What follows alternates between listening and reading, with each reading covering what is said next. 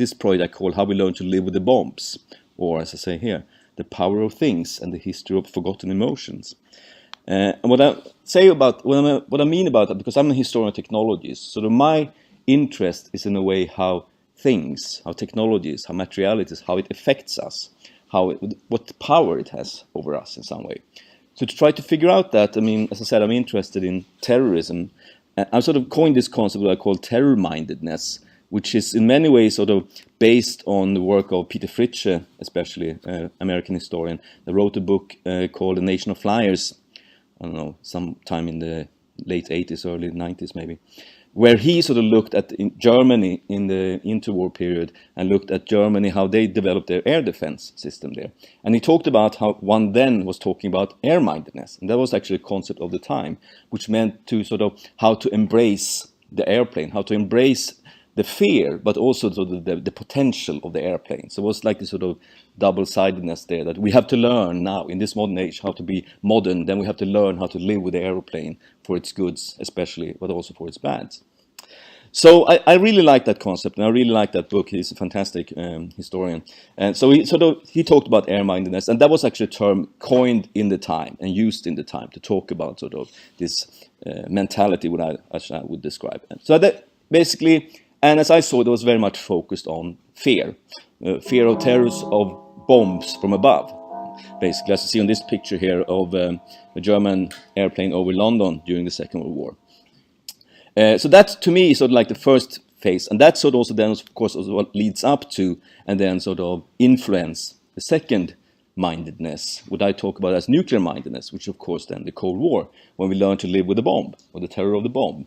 Still bombs from above, but not bombs, but the bomb from above, of course. And then, which is then transitioning from, with the end of the Cold War, into this current fear many of us consider ourselves to live with, terrorist mindedness, when it's terror of bombs, but not from above anymore, but from below, from the streets. We'll see here on this picture from the 7/7 bombings in London. So what I'm interested in as a historian of technology, I'm interested in sort of how we, as collectives and individuals, so we develop various kinds of material coping mechanisms, and especially focus on cities, so urban coping mechanisms, but also on mental coping mechanisms. So various kinds of techno-economical devices and psychosocial routines in various ways. Routines such as duck and cover or other often sort of civil defense related routines. So what I want to do now is sort of take one of these, focus a little bit on, not so much on actually on the nuclear mindedness that you might expect. And I've written an article about this, which Peter mentioned before, buckets, bollets and bombs, where I go through this, where I sort of formulate this concept, and where I go through this different kind of mindedness. And where I'm looking at one technology, one thing that I argue is sort of iconic for these different phases. And of course, for the nuclear mindedness, the iconic technology then is the fallout shelter. As at least I see that sort of the iconic technology that sort of was part of creating this new mentality. In the sense that, because what I'm interested in the sense that as I said, what does our things do to us? And my argument is by being surrounded by constantly interacting with these things and routines, it's part of creating a mentality, creating sort of a way of thinking. And that also we have today, I would argue, with terrorism, even though I think most of us, I hope, is not really afraid or feel a fear of terrorism. But still, if you see a backpack on the bus, what is your first, second or third thought there? I mean, hopefully your first thought is, oh, somebody forgot a backpack on the bus. But maybe the second thought is not that thought, but rather, oh no, it's a backpack on the bus here. So, I mean, and of course, that's my argument. We are living with terrorism, whether we like it or not. And part of why we're doing that is, of course, media, of course, but also through these sort of various materialities, such as airport scanners and sort of X-ray machines and so other things that are constantly sort of reminding us or inculcating into us sort of this idea about that we have to live with the bombs, fear of the bombs. Okay, so what I want to do now is sort of take a little bit look at this air-mindedness and the terrors of bombs from above. And of course, that is in many ways sort of what's then setting up or maybe even prefiguring the later sort of nuclear mindedness, the Cold War defense. And in the interwar period in the 1930s, there was a big fear of the air war. When it was talked about the next war, it was most was sort of thinking the next war is going to be short and intensive, maybe like the 2 weeks of sort of nuclear war that we have to survive in the fallout shelters. And this was considered it was going to be short and intensive, and it's going to be basically decided by bombs from above, various kinds. And of course, they also had sort of some prefiguring examples there, like Guernica in Spain, which of course memorialized in Picasso's famous painting Guernica, as you see on the picture there. And of course, then also in the 1930s, you also have the Luftwaffe, the new Luftwaffe, sort of being revealed that Germany had an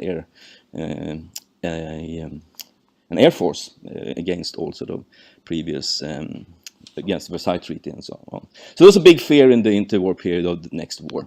And there's a quote there from Stanley Baldwin, the British Prime Minister and a Member of Parliament, which in 1923 said, "The bomber will always get through." He said this in Parliament. And what he meant by that is basically, this was sort of directed towards the general British population, basically saying, we cannot protect you. We cannot guarantee that you will be protected. The bomber will always get through. So that you have to be prepared that the bomber will always get through and drop its bombs. So during this period, and I focus in my article and also in my later project, which I hope to finish someday, to basically take a comparative study of two cities, London and Berlin, how they coped with this sort of, with the fear of the air from above. And what happens in Britain in this time, there's developed what some historians have described as an air raid phobia. It's basically a big fear, especially among sort of the government, about the next war. And especially it's focused on this sort of the fear from above. And the idea was then that the next war is going to be short and intensive and be decided by a so-called knockout blow. Basically an intensive attack of bombers coming from the continent. Often not said from where, but everyone could guess. And during maybe a week or a couple of sort of 2 weeks at the most or whatever, heavily bombard civilian cities until the population basically forced the government to give up because they couldn't take it anymore. So that's what you see here, sort of the poster there from an election campaign. Keep that shadow from them, vote National.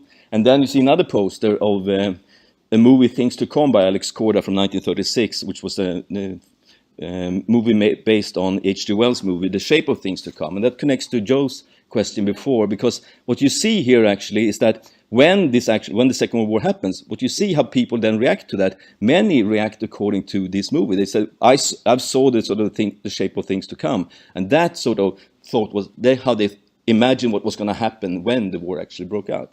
So I think an important part, especially about this, when we talk about civil defense and sort of the thinking and imagining the next World War, that all these sort of fictional representations of this, sure, the civil defense representation, but also all these sort of movies and other things, that are very important for how people actually feel and fear about the next war. And that movie was very influential in 1936. Okay, and so what happens then in Britain is basically that they started to prepare for the next war. And this was not just in Britain, this was widely spread. I have actually some movie clip from a Russian movie called The Motherland Calls, where there also this big fear of sort of bombers from above. So this was widely spread, at least in Europe, and to some degree can also say in the US. We have the other Welles there, Orson Welles, when his famous The War of the Worlds movie, basically the reactions from normal Americans, some normal Americans after this was basically, oh yeah, I knew it was not aliens. I knew it was the Germans or the Japs. Those were the ones coming and sort of bombing us from above. That was what many thought when the Orson Welles movie, Orson Welles radio show there. So there was a fear there also in the US, even though maybe not as widely spread, of being sort of attacked from above. Okay, but anyway, in Britain, especially the Munich crisis, was realized that Britain had to start preparing for seriousness for the next war. And so the Munich crisis in many ways sort of helped Britain to buy some time to prepare. So between the Munich crisis and the actual outbreak of the war, there was a big drive to prepare Britain for the next war and try to mitigate the big fear there, which was, as I said, an attack from above. And that happened on the 3rd of September 1939, as you know, which is the same, which is actually also the title of this painting we see here, which is a painting by Henry Moore, probably more well known as a sculptor than as a painter. But because he, at the outbreak of the war, he, together with his wife and his assistant, went down to the cliffs of Dover and took a bath, took a swim, after they heard an announcement on the radio from Neville Chamberlain, British Prime Minister, that we are now at war with Germany. So he went down, took a swim by the cliffs of Dover. So this was his recollection of that. And that's interesting for several parts of this recollection, because here you see the white cliffs of Dover, which are not white anymore, of course, they're blood red. And then you see these bathers here, and you can actually not see that very well now. But if you look at the bathers first of all, they are in yellow and green, which are signal colors for a specific kind of fear. And they also, their faces looks like something else than faces. It looks like they're having gas masks on their faces. So that to me is in many ways representing what was seen as the big fear of Britain at that time, especially of London, which is a fear that's now lost and mainly forgotten, I would argue, which was the fear of poison gas. Because that's what the bombs was going to be filled with, or many of the bombs were going to be filled with those going to drop down on bomb. There's going to be gas bombs dropped down on bomb. That's also the general fear. Also explosive bombs, but especially poison gas bombs. And the interesting thing about this fear is quite localized. We talk about space here, and so this fear was not spread all over England. It was because they knew that when the attack came, the main target was going to be the big cities, and of course, especially London then. So what you see here actually on this little movie clip is the day after the outbreak of the war in London, people walking around on the streets there. But to me, as an historian of technology, what I'm interested in here is sort of this invisible materiality you have in this picture, and also the invisible mentality, of course. Because what I'm arguing is this is a fear that's now forgotten. It's overclouded by the myth of the Blitz that we heard about before, which we knew what happened. But I mean, at this point, of course, we don't know what's going to happen. So what I, in my research, trying to do is to recover this lost fear. And we can do that by focusing on the materialities once again, because here we see one of these materialities. What this is a gas mask box, a box that you're carrying a gas mask with you. And when you see this now, maybe hopefully have sort of made this Jedi mind trick here, so you see something else now when you see this picture, because you see there people walking around in fear, or maybe not in fear actually, maybe in insecurity, because they're walking around there because they have a technology with them that can help them with this fear. Most of them are walking around with gas masks. And that's sort of what I would try to get at. Okay, here we see a number of people scaffolded with these brown boxes filled with gas masks, at least most of them, probably. But then the question is, okay, so what does this mean, actually? And that's, of course, the big, difficult question. I mean, we know it's an urban technology of hope and fear, as I describe it, but we know they're walking around with these boxes, but beyond that, what can we say? So here we see a civil defense instruction movie.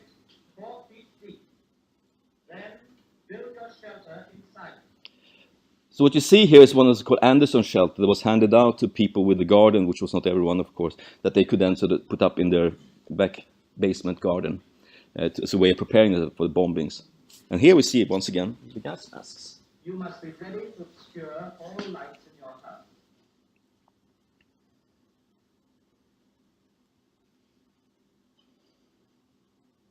And to extinguish all lighted street signs.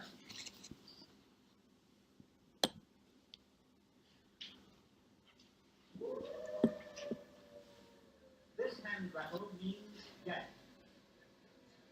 Put on your gas mask and keep it on.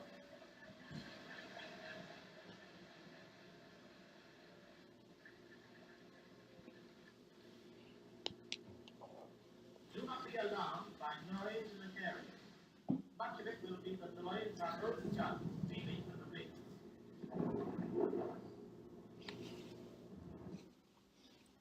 Okay, so as historians interested in this fear, what we can do, of course, is analyzing these kind of movies and sort of in some ways get that sort of what this is about. But the problem with this is that this is only in some ways describing the perspective of the decision makers and of authorities. It's not describing actually the perspective of decision takers, I mean the urban citizens. It's of course their representation they are trying to put out to shape our fears, our sense of security. And this, of course, also goes with others, sort of like these posters and sort of warnings and things that was also put out during the war here. Take your gas mask everywhere. Hitler would send no warning, so always carry your gas mask and so on. But this, as I said, this is in a way a distinction between what's in history of emotions talked about as emotionology, so the emotional prescriptions, not what I'm interested in, emotional descriptions. So to try to get at that, actually how these things influence these people, what I've done then is gone through sort of recollections from the Second World War, from diaries, letters, and others preserved in the Mass Observation Archive in Brighton and also the Imperial War Museum in London, to see how people reacted to these gas masks, what it did to them, so to speak. And I sort of focus on three phases here. The preparation for war, basically between the Munich crisis and the outbreak of the war, when sort of this gas mask was launched and sort of handed out to the population. Because basically at the outbreak of the war, everyone more or less in England, in Britain, had a gas mask. Man, woman and child, and even babies had a gas mask. I mean, more or less everyone. And that was sort of handed out, prepared from 1938 onwards. And the interesting thing, so we have three phases here: preparation for war, but then we also have at the outbreak of the war. The interesting thing about the outbreak of the war is because on 3rd of September 1939, Neville Chamberlain proclaimed on the BBC, we are now at war with Germany at 11:15. About less than 15 minutes after that, the first air raid alarm is going in London. And then many people thought, okay, this is it. Now the knockout blow is coming. Now they are coming. The gas is coming. We now know it was a false alarm. But of course, they didn't know that then. So we have a lot of, and of course, if people remember something, many of them remember actually the outbreak of the war. So we have many quite nice recollections from this period. But then also, of course, and then as the war go on, as we all know, gas was never used against civilians in the war, of course, except for the concentration camps or the extermination camps in Germany. But then the mask was still there, the fear was still there, and the hope was still there, because the gas mask was actually never decommissioned until after the war. Okay, so what I'll show now is a couple of quotes here from describing emotional experience of the gas mask here. First here is a woman that sort of described when she was handed out the gas mask. As I looked through the lounge door, I saw a sight which frightened me. The whole family and all the guests were standing in the lounge. On the table there were a lot of square boxes marked small, medium and large. Each contained a gas mask. A man was fitting my mother. He asked her to breathe and he held a piece of paper against the end of this hideous contraption to test if it was working or not. Is it really as bad as all that? After I had my mask fitted, I returned with you, her boyfriend, to our sitting room. You kissed me, but I felt too frightened to notice. And to me, it's interesting here. First of all, frightened me, but also, is it really as bad as all that? It's actually these things that creates this fear. It's actually creating this sense of fear that wasn't existing there before. And then, it's even a visceral fear, affecting not just sort of the mind, but also the body. You kissed me, but I felt too frightened to notice. Okay, another quote. A young boy. At the age of 10, I was very much aware that the war was inevitable. We had already been issued with gas masks. I was worried at the prospect of the Germans trying to gas us and wondered how we would know when we should put on our gas masks and would they work anyway. That's also a concurrent sort of train of thought. Would these things actually work? And there was a big debate. No, they wouldn't work. And I said, yeah, of course they would work, and so on and so forth. So it's a big sort of... So even though there was a discussion if they worked or not, but my argument is these things worked in the sense that they were performing work all the time. They were producing emotions all the time, producing sense of security and sense of fear. Another quote, my favorite quote actually. This is from a volunteer that helped out fitting these people with gas masks. And Alfred is one of our co-workers. Alfred, at one moment, took me firmly by the arm into an adjoining anteroom, and from behind packing cases, mounds of rubbish, stacks of waterproofs, and produced a hidden bottle of warm lemonade. How good it was. We shared a bottle and a cigarette, but there was no time to stop and enjoy anything, with all those people outside waiting anxiously and patiently to be fitted with gas masks. They had to have them and could no more be refused than can one refuse a life belt to the man overboard. A little bit later. We were short of cases, these boxes I showed before, and an order came through forbidding us to issue any more except with masks. A very old woman came in and talked to Cap, her boss. After a minute or two, he beckoned to me, "Here, deal with this, will you?" and turned away to talk with a group of storekeepers. The old woman had come a long way. She and her husband wanted cases. They felt there was more protection with the case. Her roomy eyes were anxious and tearful. "But I can't come again tomorrow. It's the fair's dairy. My old man is that upset with it all, and him not able to get about like. Besides, they're better in the case, safer like." Cap looked across as I handed her the precious cases. His left eyelid dropped imperceptibly as he turned his shoulder to this breach of official regulation. So my point here is what you see here. Here we actually have a paper box that sort of helps us creating a sense of security. And we might sort of smile at this, but for this person, this was serious. This was how they felt. For them, this created security, a sense of safeness and security. Okay. The first air raid siren is going off after the breakout of the war. Some quotes. Almost at once, the air raid siren sounded its warning, and Father hurriedly ushered us into the Anderson shelter, the one we saw in the movie, where we sat clutching our gas masks until the all clear sounded. Another person. I immediately thought we were going to be gassed. I didn't have any fear of explosives, but my father had been gassed in the First World War, and the distribution of gas masks, which I couldn't breathe in, frightened me to death.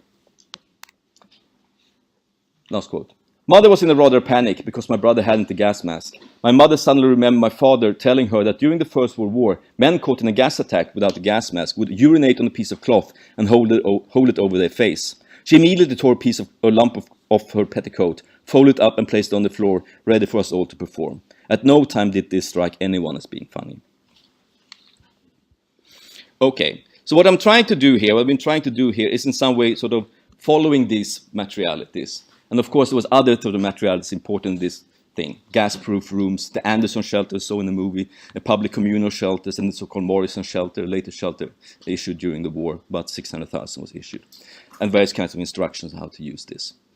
But of course, as I said, I mean, we have forgotten a lot about this fear, and partly because of, once again, due to Henry Moore, that was one of those that sort of visualized and imagined these, the Blitz, the terror of the bombs from above. His paintings, so-called shelter drawings from the London Underground, has been so famous, immortalizing sort of the stiff upper neck and the humanity of those suffering Brits and Londoners during the war.